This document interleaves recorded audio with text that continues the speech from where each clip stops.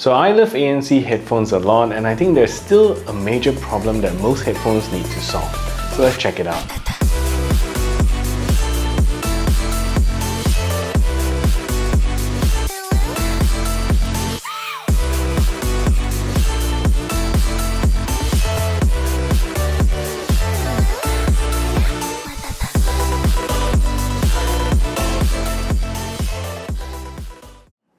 So today's headphones were sent over to me by Haylou for review, and although these were sent over to me, this is not a sponsored post, and this review as usual will be based on my honest and unbiased opinion. So the S35 ANC retails for a pretty budget-friendly $60 US, which in comparisons to many flagship ANC headphones such as the Sony XM5 is honestly quite a steal. You won't get comparable quality to flagships from Sony, but this is honestly quite a good pair of headphones. So if you're interested in getting these headphones, do check out my links in the description below. So the color that I got here is the off-white color, and you can also choose from black and another orange-purple color. I feel the quality of these headphones is extremely high quality, and it's also on par with the build quality of the previous gen XM4 headphones. So the headphones here is solid, the stretch is very firm, there are no sharp edges along the sides here, and everything just feels really nice with these headphones. So the headphones design here is very clean and minimal, and Haylou calls it a Nordic design, and yeah, I think you can see the resemblance here.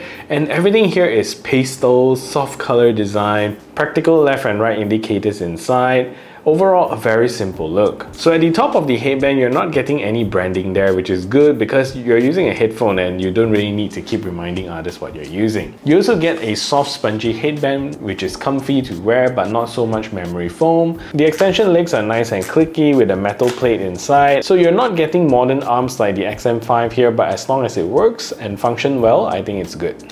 So down to the ear cups arm here, you're gonna get a swivel arm, a folding arm, as well as a tilting arm so that it will fit your head very nicely. And at the ear cups here, this is also where you're gonna get the H logo, which is really the only branding that you can see on this entire headphones. So the microphone grill here is also really nicely integrated in a silver grill here. And another thing that I think is cool is the hidden compliance text inside the headphone arm here, which is really nice and subtle, so you don't see it anywhere else on the headphones.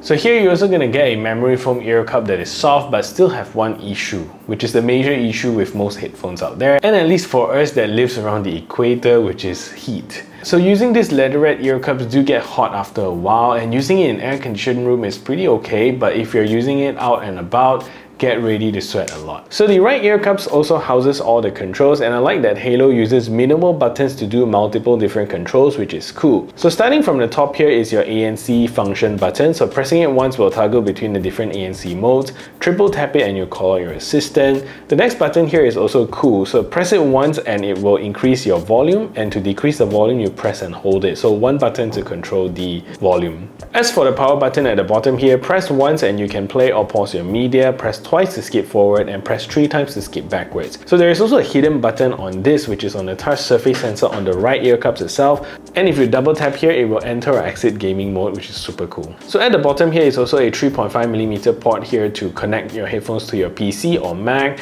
and this is also the only way to enable the high-res audio capabilities. So next to that is the Type-C charging port to charge up the headphones. So battery life on these headphones is really good, and without ANC, you're gonna get a whopping 60 hours of playback time, and with ANC, you're still gonna get a respectable 40 hours of playback time, which is more than enough for any flights that you're gonna take. So there isn't any quick charging on these headphones, which is a missed opportunity in my opinion, and charging the headphones from empty takes 2.5 hours, which is not the fastest in my opinion. There are 2 types of volumes you can expect from these headphones. One is in its wired configuration and one in Bluetooth. So testing this on a Windows or Mac laptop, volume is very good and I get a comfortable volume at only 10%, but the jump every 2% is very noticeable. For me, at 30% is already really loud, and there's still so much power that you can drive from these headphones. In the Bluetooth configuration, things are really different, and I only get to a comfortable listening volume at 70%, which is quite soft in my opinion, and I can even listen at 100% with no problems, albeit not for a long time. So that's something for you to consider. Not sure why it's so soft when connected to Bluetooth, but that's what it is. So feature here is pretty good, and for starters you get a Bluetooth 5.2 chipset that supports both the AAC and SBC codec.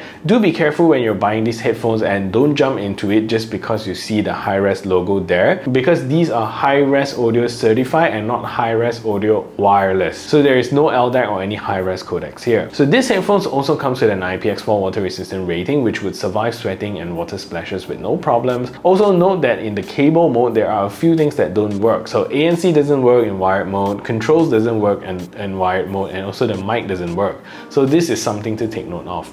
There is also a nice 2-device multi-point connectivity on these headphones, so you can connect it to your computer and phone via Bluetooth and swap between them. So the app that we see in these headphones is very straightforward. On the status page, you get to see your battery percentage of the headphones, and at the bottom, you get to toggle between ANC on, off, or transparency mode. So under the sound, you're going to get 5 EQ to choose from, and there's something called a sound market that doesn't require you to pay for any EQs, but you do get 4 extra sound EQs to play around with. So finally, at the last page, this is where you get to toggle your gaming mode on or off, find your headphones, update your firmware, and that's pretty much it. So the ANC performance on the S35 ANC is not mind-boggling good, but it gives you just enough performance that when you listen to media loud enough, it does mask off surrounding noises. So in the low humming noise tests such as road noise or airplane cabin noise tests, for the most part, you still will hear quite an audible hum in ANC mode, but when you have your volume slightly above comfortable volume, it will mask off the sound. So I find less effectiveness in the noisy cafe test, where you will still hear a lot of those variable noises coming through. With loud music, it will mask those noises, but it's not the ideal way of using an ANC headphone. Transparency mode is decent, and you do get a slight amplification so you can hear announcements.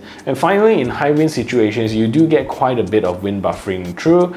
It would be good if there is an anti-noise algorithm. So with that, I give the S35 ANC a mediocre ANC performance of 7.2 out of 10. In general, the sound quality of the S35 ANC is very good, starting with the Bluetooth connectivity, which in the case of the iPhone, you do get to enjoy AAC codec for higher quality streams. So bass in general is very satisfying, and I think this headphones is tuned well to give you that very powerful sub-bass rumble, and it also hits the mid-bass exactly right, which is very nice. Vocals and highs is very well defined with Bluetooth. Mind you that there is no high-res audio here, and for the most part, with good quality streams, you're gonna get very nice sound quality, great vocal reproductions, and the highs are really crisp and clear. So plugging this into your laptop and running this in the high-res audio configuration adds a lot of details and sparkles to the song. Everything sounds a lot brighter, feels cleaner, and higher resolution. However, do take note that in the high-res audio configuration, you get substantially flatter bass as compared to the bass performance over Bluetooth. Everything feels a lot flatter and on the same plane. Bass is still quality bass, but it doesn't rumble as deep. So this was tested on the M1 Pro MacBook Pro with pretty decent sound card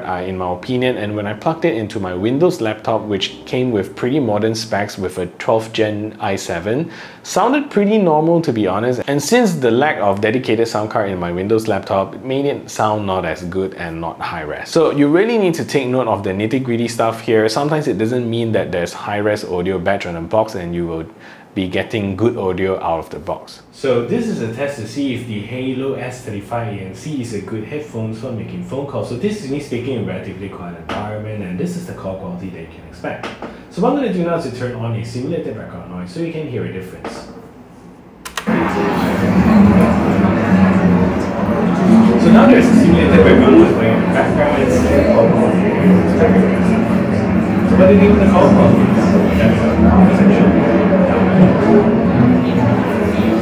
So although there is a gaming mode, you're not going to get performance like a wired headphone does. Of course, if you're using this plug-in, there is no latency, but via Bluetooth, even in gaming mode, sees a tiny amount of latency. With movies and videos, it is not as noticeable.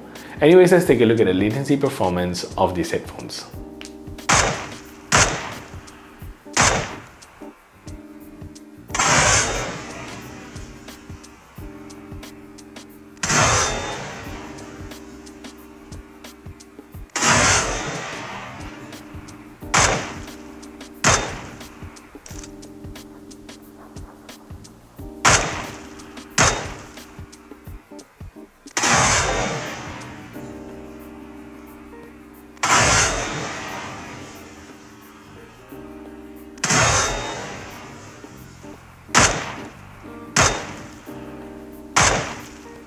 So overall, a fantastic pair of headphones at a great value. Be sure to know your requirements for high-res audio and whether or not your computer or phone supports high-res audio when plugged in. If not, you might not be extracting the best out of these headphones. For me, another downside of these headphones is that there's no case that comes in the box. So you just have to chuck it in your bag, and that's not really nice. So that is it for this review. If you find this video helpful, smash the thumbs up button, share this video everywhere, and if you haven't yet subscribed, do consider subscribing, and I'll see you in the next video.